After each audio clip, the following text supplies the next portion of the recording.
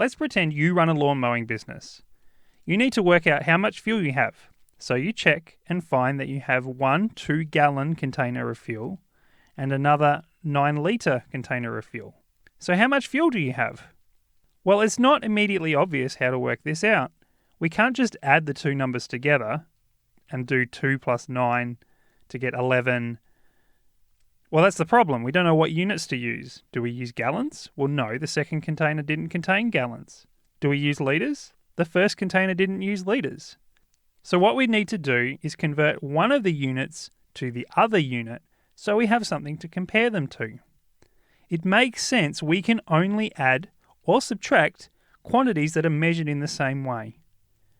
Well, fractions function in a very similar way. We can only add or subtract quantities that are measured in the same way. The difference is with fractions is that it's the denominator that tells us how they're measured.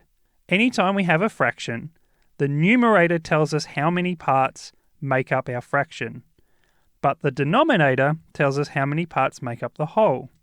Changing the denominator means that our parts are different sizes. In general, fractions can be added or subtracted as long as they have a common denominator, by adding or subtracting the numerators and keeping the same denominator. We can do this because that common denominator tells us we're combining things that are measured in the same way. For example, 5/7 plus 4/7, these are both measured in the same way, they're measured in sevenths. So our total is 9/7, or if we prefer as a mixed number, 1 and 2/7.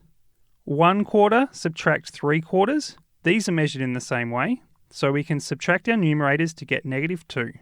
So -2/4, which simplifies to -1/2. If we have 1/10, subtract 7/10 plus 9/10. If we perform the first subtraction, we get -6/10. And then adding the 9/10, we get 3/10. So adding and subtracting is relatively simple as long as the denominators are the same. But what if they're not the same? Suppose we have 3/4 and 1/6, and we want to find their sum. Well, we can't immediately add these together because the parts that make up these fractions are different sizes. We need to make sure we have a size that's the same.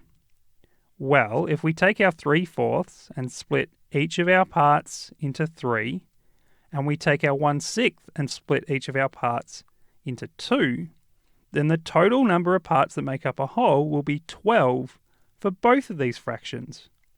So what we can do is rewrite our fractions with this common denominator of 12. Now, because our fractions are measuring on the same kind of scale, we can add them together. 9/12 plus 2/12 equals 11/12.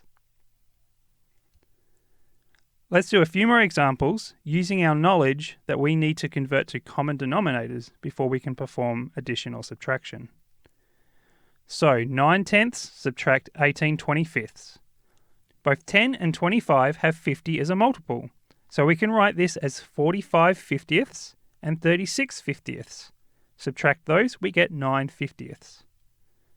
If we have 2/3 plus 4/5, these denominators have 15 as a common multiple. So we get 10/15 plus 12/15. Add those together, it's 22/15, or if we prefer a mixed number, it's 1 and 7/15. A more complicated example is where we have mixed numbers.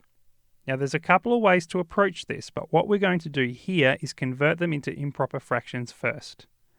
So 2 and 5/8 becomes 21/8, and 4 and 1/4 becomes 17/4.